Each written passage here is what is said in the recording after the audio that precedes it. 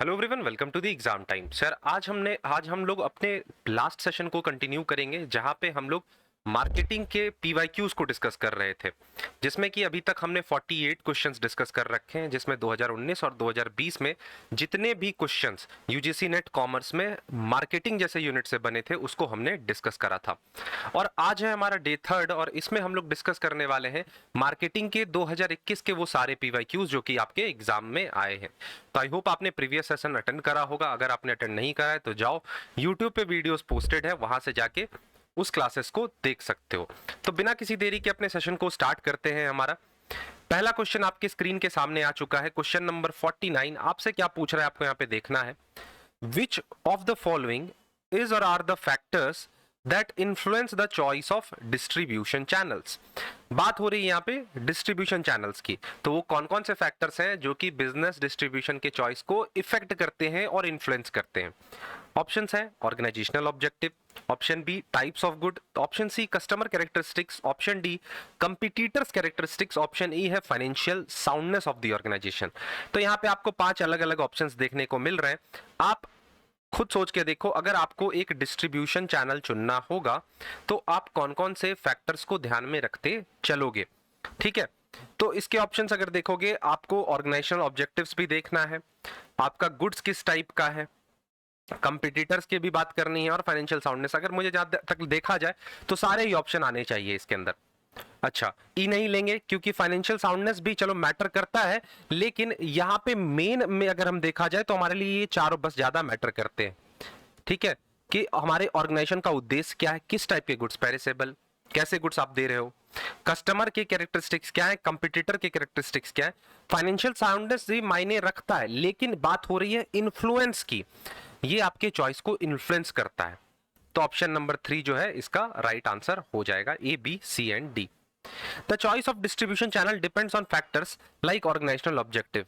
मतलब आपका उद्देश्य क्या है, क्या आपका उद्देश्य मार्केट को कवर करना है, किस टाइप के गुड्स आप दे रहे हो, पेरिशेबल या फिर ड्यूरेबल गुड्स दे रहे हो, कस्टमर की कैरेक्टरिस्टिक्स क्या। अब जब मैं बात करता हूं कैरेक्टरिस्टिक्स की, तो उससे मेरा मतलब है किस लोकेशन पे भाई साहब बैठे हैं, उनकी पसंद और नापसंद क्या है, और कंपटीटर कौन सा चैनल इस्तेमाल कर रहा है, इसे भी हमें देखते हुए चलना पड़ता है।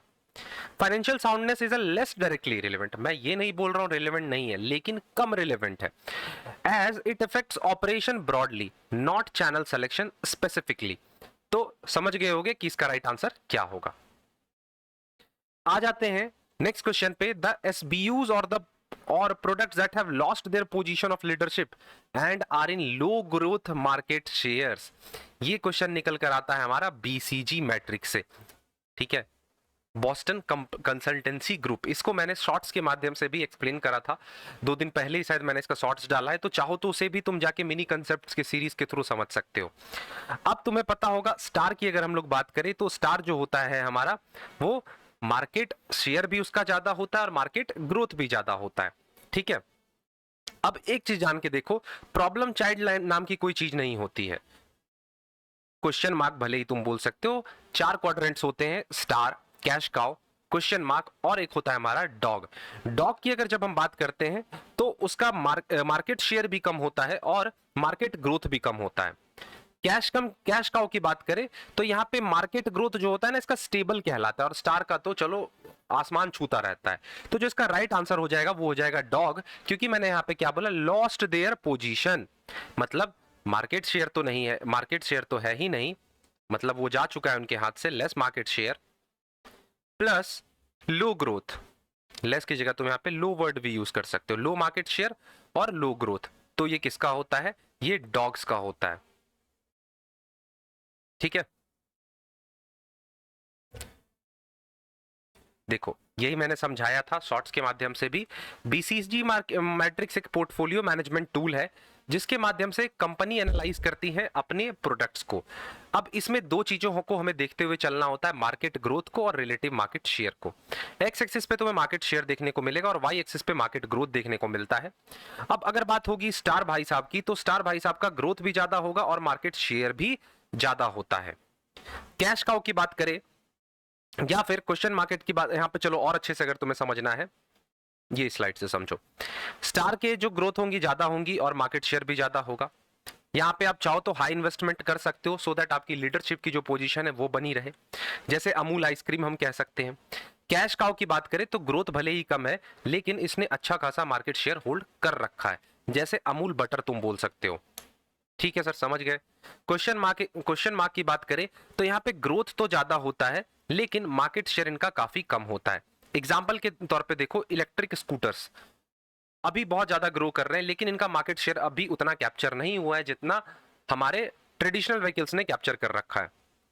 डॉग्स की बात करें तो लो ग्रोथ भी होता है, लो मार्केट शेयर भी होता है, जैसे फ्लॉपी डिस्क हो गया। ठीक है, इसको भी तुम देख के समझ सकते हो, बहुत सिंपल एक्सप्लेनेशन है यहाँ पे। आ जाते हैं क्वेश्चन नंबर 51 पे। यहाँ पे हमें क्या करना है, अरेंज करना है। किसको अरेंज करना है? कंज्यूमर डिसीजन मेकिंग प्रोसेस को एक सीक्वेंशियल ऑर्डर में। यहाँ पे एक केस स्टडी दे रखा है दिव्या का, केस स्टडी है, केस स्टडी को समझते हुए हमें यहाँ पे अरेंज करना है। अब दिव्या को यहाँ पे एक नई कार परचेज करनी है। ठीक है, तो समझते हैं कि कैसे वो डिसीजन लेती है। पहला बोला गया look for a specific colour and showroom delivery as she does not want to wait. तो चलो फर्स्ट ये तो नहीं होना है। Narrow down to a dark grey for a specific brand, belongs to an executive groups and all her colleagues have their own vehicle, use media and other social channels to collect information about different models, feels that fuel efficiency should be the most critical factor while making a choice। अब देखो, consumer decide कब करता है? जब सबसे पहले उसे जरूरत होती है किसी चीज की, जब उसकी नीड अराइज होती है। तो यहाँ पे दिव्या का नीड कहाँ पे अराइज हो रहा है? वो इस ग्रुप से बिलोंग कर रही है जहां पे उसके सारे कलीग्स के पास खुद के व्हीकल है। तो सबसे पहले उसे क्या होगी? जरूरत होगी, उसकी नीड होगी। तो ऑप्शन सी सबसे पहला हो जाएगा। किस किस में सबसे फर्स्ट है? तो चलो ये है और ये है, फर्स्ट और फोर गया। अब उसको कार की नीड अराइज हो गई। अब हमें देखना है कि उसको क्या देखना है। उसको सबसे पहले वो क्या करेगी? एक स्पेसिफिक कलर भी देख सकती है ना, या फिर उसका ये मानना है कि फ्यूल एफिशिएंसी जो है ये ज्यादा क्रिटिकल फैक्टर होता है जब हम लोग कार को चुनते हैं। तो यहां पे ई होना चाहिए, ये ए होना चाहिए? जल्दी से बताओ। तो देखो यार, जहां तक मुझे लगता है इसमें वो जो दिव्या है वो सबसे पहले यही कोशिश करेगी कि एक स्पेसिफिक कलर के लिए जाएगी और शोरूम डिलीवरी में जितनी जल्दी हो सके वो ले। आंसर भी यही कह रहा है। अच्छा सॉरी सॉरी सॉरी सॉरी, ये है हमारा डी। ये तो होगा ही, सी ई होगा ना। फ्यूल एफिशिएंसी से चीजों को यहाँ पे कट डाउन कर देगी। सबसे पहले उसने उसे नीड अराइज हुई। नीड अराइज होने के बाद उसने क्या किया कि उसका ये मानना है कि नहीं, मुझे ईवी व्हीकल्स के पास नहीं जाना है, ईवी व्हीकल्स के साथ फ्यूल एफिशिएंसी मेरे लिए ज्यादा मैटर करेगा। और फ्यूल तो फैक्टर है लेकिन एफिशिएंट उसमें होना चाहिए, वैसे कार जो कि ज्यादा से ज्यादा माइलेज दे। तो उसने क्या करा? सबसे पहले उसको नीड हुई, नीड के बाद उसने अपना नैरो करा। कैसे? कि फ्यूल एफिशिएंट कार होना चाहिए, पहला फैक्टर माइंड में ये लेंगे। उसके बाद उसने क्या किया? मीडिया और अदर सोशल मीडिया चैनल्स का इस्तेमाल किया जिससे उसे इंफॉर्मेशन कलेक्ट हुए। इतना करने के बाद उसने एक स्पेसिफिक कलर चूज किया और उसे जो जल्द से जल्द डिलीवरी दे उस पर उसने स्टिक किया। फाइनली उसने डार्क ग्रे कलर पे अपना माइंड सेट कर लिया। तो इसका जो राइट आंसर हो जाएगा वो हो जाएगा CEDAB। तो समझ रहे हो कैसे कंज्यूमर डिसाइड करता है? सबसे पहले उसको नीड अराइज होती है, नीड अराइज होने के बाद उसको क्रिटिकल फैक्टर्स को एनालाइज करना होता है। जैसे यहां पे दिव्या ने फ्यूल एफिशिएंट उसके लिए क्रिटिकल फैक्टर रहा। ठीक है, अब ये दो चीज उसके माइंड में क्लियर हो गई तो अब उसको रिसर्च करना होगा। ठीक है, मार्केट में रिसर्च करना होगा कि कौन कौन से कार्स अवेलेबल है। तो उसने क्या किया?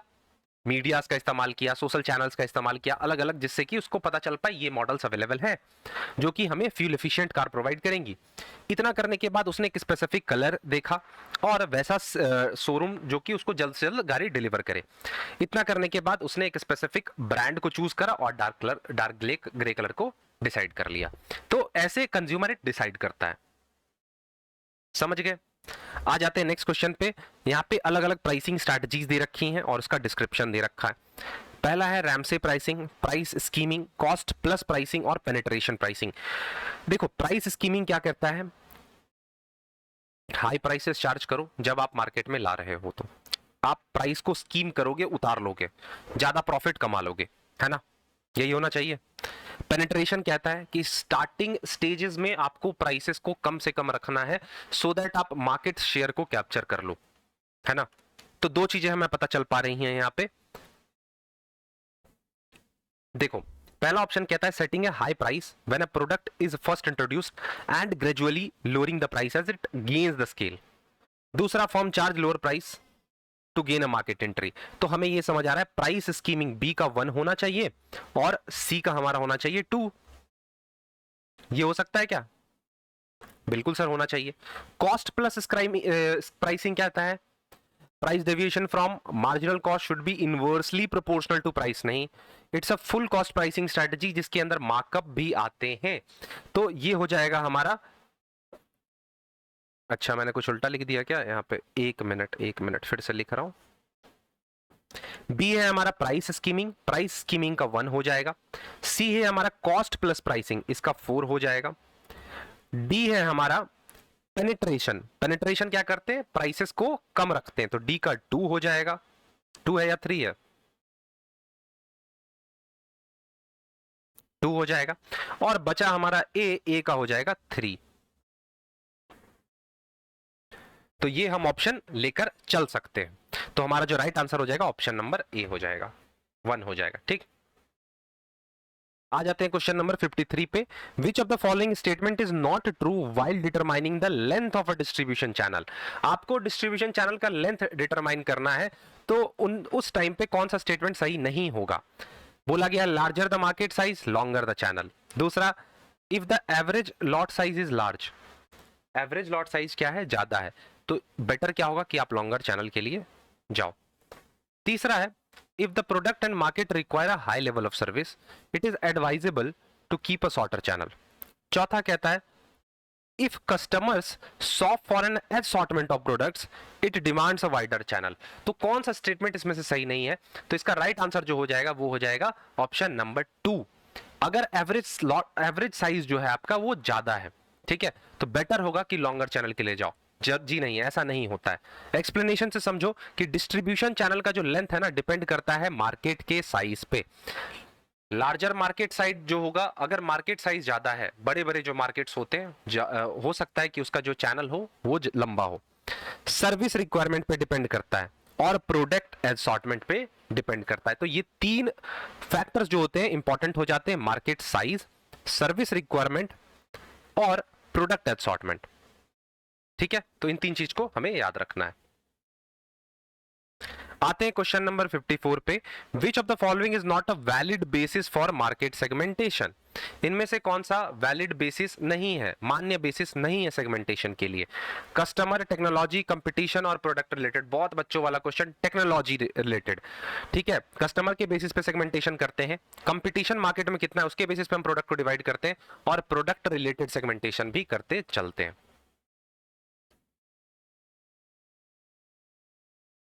चलो आ जाते हैं क्वेश्चन नंबर 55 पे। विच of the following represents traditional logistic management approach. इनमें से कौन सा एक ट्रेडिशनल लॉजिस्टिक मैनेजमेंट अप्रोच को बतलाता है, पुराने अप्रोच की बात करता है ना कि मॉडर्न की? Independent inventory management efforts, minimise firm cost, amount of information sharing and monitoring limited to the current process, small breed of a supplier based to increase coordination। Traditional की यहाँ पे बात हो रही है, तो आपके हिसाब से सी तो होना ही चाहिए। और बताइए कौन सा होगा? इंडिपेंडेंट या फिर कोई और? Small bread of supplier. तो इसका जो राइट आंसर हो जाएगा ACD। इंडिपेंडेंट तो होगा ही, स्मॉल ब्रेथ भी अभी मैंने बोला था, और प्लस सी भी बोला था। फर्म का कॉस्ट मिनिमाइज करना ये मॉडर्न लॉजिस्टिक का काम है ना?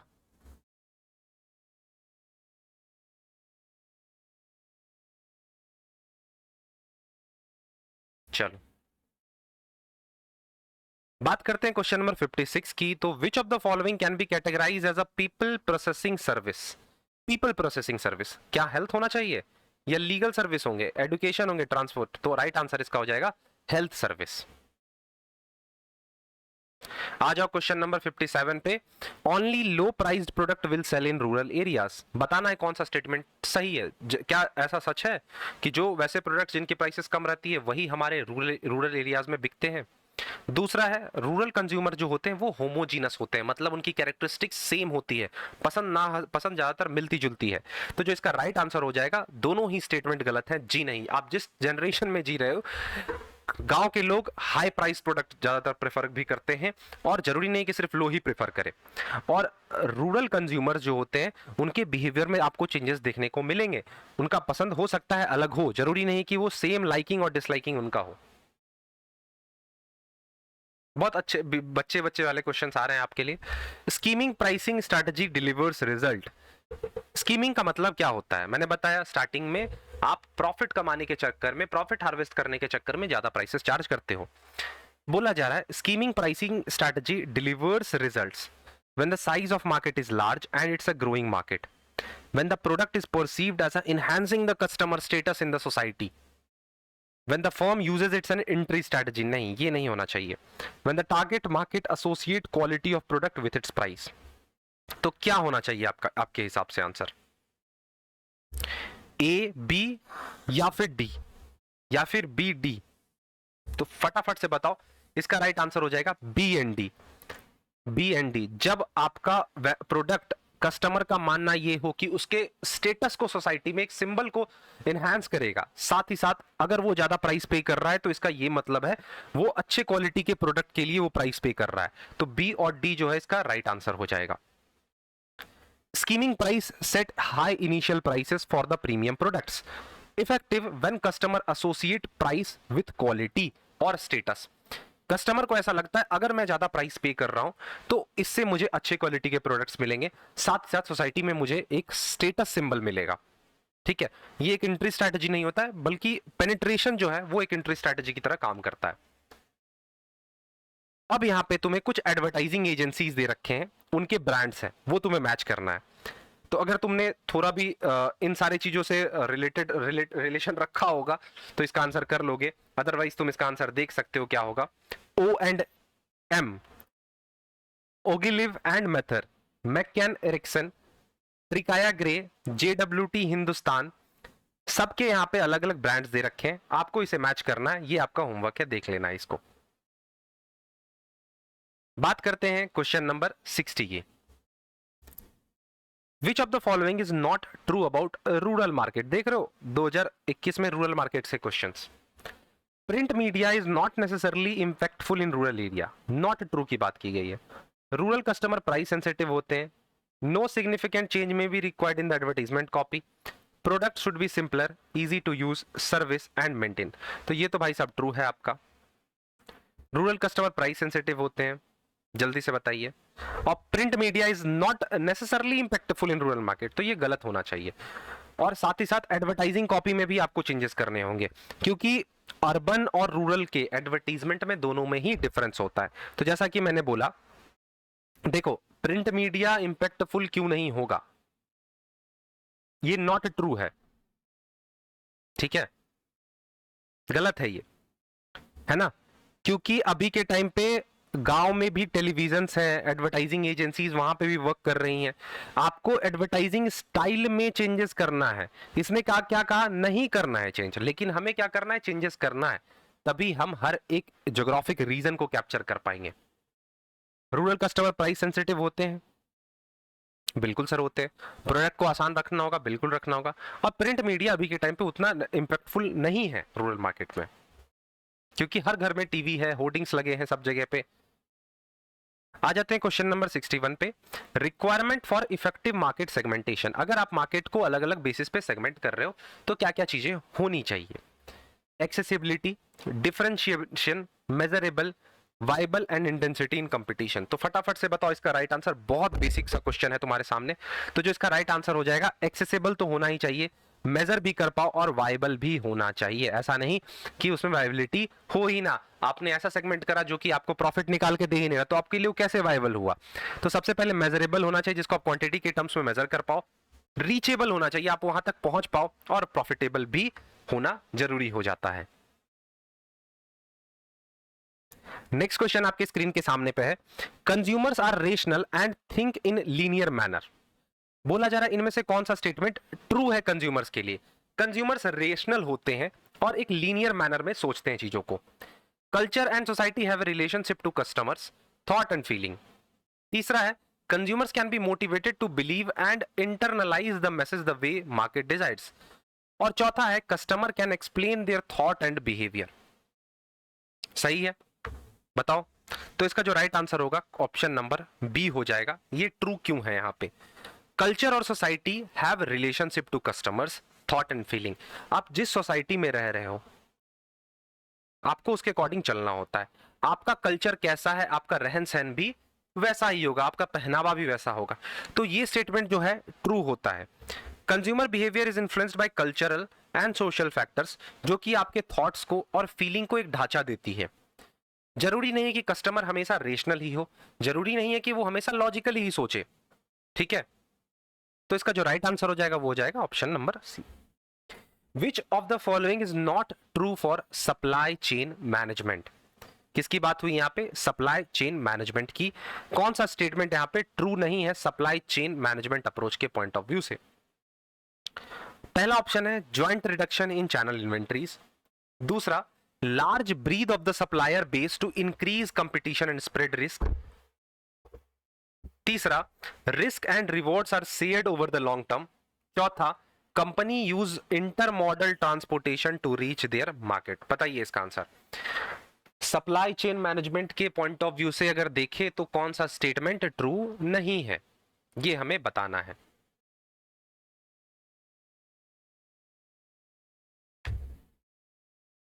तो जो इसका राइट आंसर हो जाएगा ऑप्शन नंबर 2 हो जाएगा। क्यों हो जाएगा 2? मॉडर्न सप्लाई चेन मैनेजमेंट जो है ये इंफेसाइज करती है कोलैबोरेशन पे, जॉइंट इन्वेंटरी रिडक्शन पे, साथ ही साथ रिस्क को बांटने में और रिवॉर्ड्स को भी बांटने में, एंड एफिशिएंट ट्रांसपोर्टेशन जिसे हम इंटर मॉडल बोलते हैं। A large supplier base increase complexity contrary to the streamline collaboration. हमसे पूछा गया था कौन सा स्टेटमेंट सही नहीं है।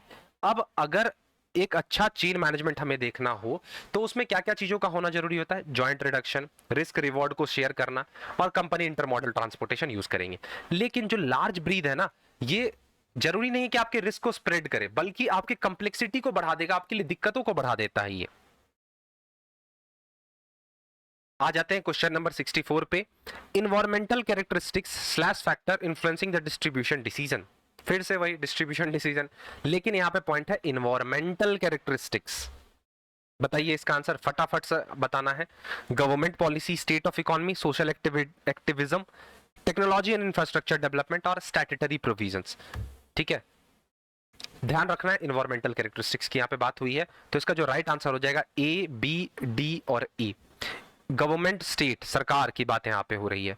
टेक्नोलॉजी भी आपके इन्वायरमेंट में आता है। स्टैट्यूटरी प्रोविजंस जो सरकार की जो नियम कानून होते हैं वो भी आपके इन्वायरमेंटल में आता है। बिजनेस एनवायरमेंट पढ़ा है ना, तो उसी की बस बात हो रही है। Marketing environment.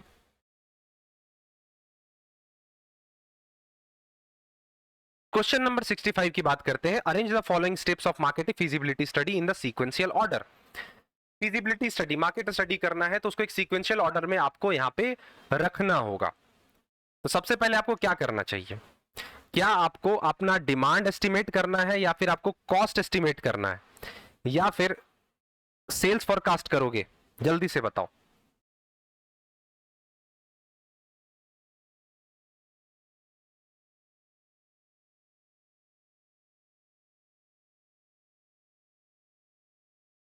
तो सबसे पहले देखो, जहां तक मुझे लगता है सी के लिए जाना चाहिए।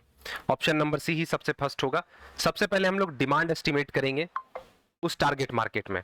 ये करने के बाद उस डिमांड एस्टिमेशन के माध्यम से हम लोग सेल्स को फोरकास्ट करेंगे। अब हमने सेल्स फोरकास्ट कर लिया तो अब हम कॉस्ट पता करेंगे, और उस कॉस्ट एस्टिमेशन के बेसिस पे हम लोग क्या करेंगे? सेल्स रेवेन्यू पता करेंगे। तो सबसे पहला स्टेप होता है डिमांड एस्टिमेट करो उस पर्टिकुलर टारगेट मार्केट में, और उसके माध्यम से सेल्स फोरकास्ट करो।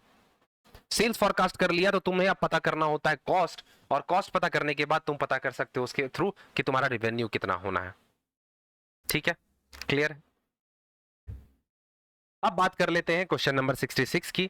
जब डिमांड स्लैक हो और मार्केट कंपिटिटिव हो तो फर्म को कौन सी प्राइसिंग मेथड का इस्तेमाल करना चाहिए?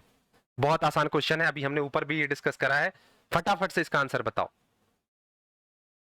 पेनिट्रेशन, पीक लोड, मार्जिनल और स्कीमिंग। तो इसका जो राइट आंसर हो जाएगा वो हो जाएगा पेनिट्रेशन प्राइसिंग। ठीक है, just wait for a minute.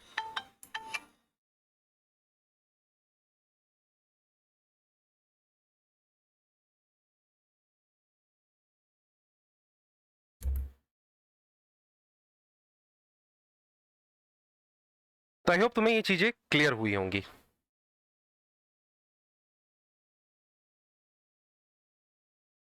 Which of the following can be categorized as a information processing service? Information का प्रोसेसेस होना, ठीक है। अभी हमने देखा था ह्यूमन प्रोसेस, हेल्थ वाला, तो किस चीज में हम लोग ह्यूमन प्रोसेसिंग करते हैं? क्या लीगल, एजुकेशन, मैनेजमेंट, कंसल्टेंसी? तो तुम इसको थोड़ा सोच समझ के आंसर देना, इसके आंसर दो दो निकलेंगे।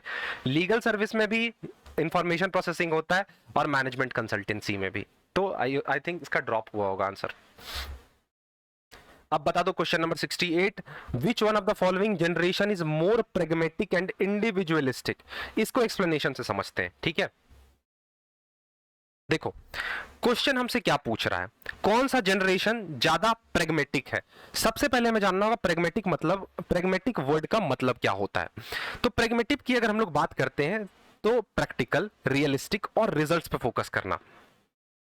इस जनरेशन को हम ज्यादा प्रैक्टिकल बोल सकते हैं, रियलिस्टिक बोल सकते हैं, फोकस्ड बोल सकते हैं। और इंडिविजुअलिस्टिक का मतलब तो तुम्हें पता है, इंडिपेंडेंट होना, खुद पे रिलाई करना और पर्सनल फ्रीडम की बात करना। To answer this we need to understand the characteristics of each generation. हमें हर एक जनरेशन के कैरेक्टरिस्टिक्स को समझना होगा, उनके बर्थ के बेसिस पे, ईयर के बेसिस पे और सोशल इकोनॉमिक कल्चर के बेसिस पे। तो देखो जरा यहाँ पे एक एक करके समझते हैं। सबसे पहला था साइलेंट जनरेशन।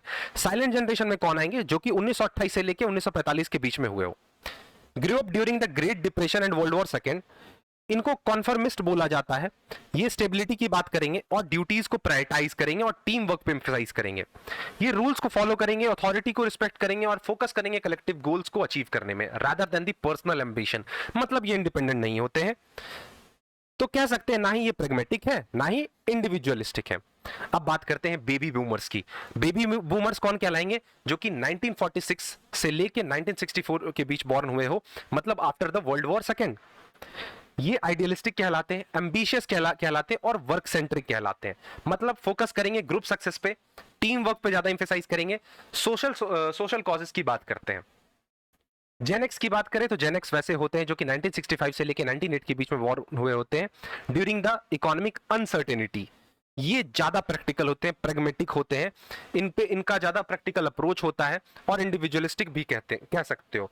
और जो जनरेशन वाई होता है, जिसे हम मिलेनियंस बोल सकते हैं, 1981 से लेके 1996 के दौर में जो आते हैं, ये टेक्नोलॉजी के साथ ग्रो होते हैं, ग्लोबलाइजेशन के दौरान और सोशल मीडिया जनरेशन में आते हैं। इनको कोलैबोरेटिव और टेक से भी कस्टमर्स भी बोला जाता है, जो कि वैल्यूज पे ज्यादा इंफेसाइज करते हैं। तो जो इसका राइट आंसर हो जाएगा, क्या हो जाएगा? वो हो जाएगा जेन एक्स। क्लियर है? समझ गए? ये नया कंसेप्ट रहा होगा तुम्हारे लिए। चलो क्वेश्चन नंबर 69 की बात करते हैं। तुम्हें मार्केट सेगमेंटेशन को अरेंज करना है, तो ये तुम्हारे लिए HW है, होमवर्क। इस क्वेश्चन को अच्छे से कर लेना, ठीक है। ये भी तुम्हारा होमवर्क है। 2-3 क्वेश्चन मैं तुम्हें होमवर्क दूंगा, स्क्रीनशॉट लेते चलो। और ये भी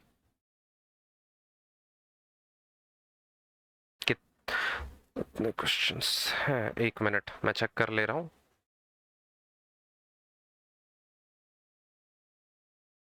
तो टोटल 5 क्वेश्चंस तुम्हारे होमवर्क रहे। मैं एक एक करके लास्ट से दिखा रहा हूं। Question number 76, 75, 74, 73, 72 and 71। ठीक है, तो इसको होमवर्क है तुम्हारे लिए ले लेना, पीडीएफ मैं टेलीग्राम ग्रुप में शेयर कर दूंगा। तो आई होप तुम्हें क्लास पसंद आई होगी। मिलेंगे अपने नेक्स्ट क्लास में, तब तक के लिए thank you, bye bye and take care.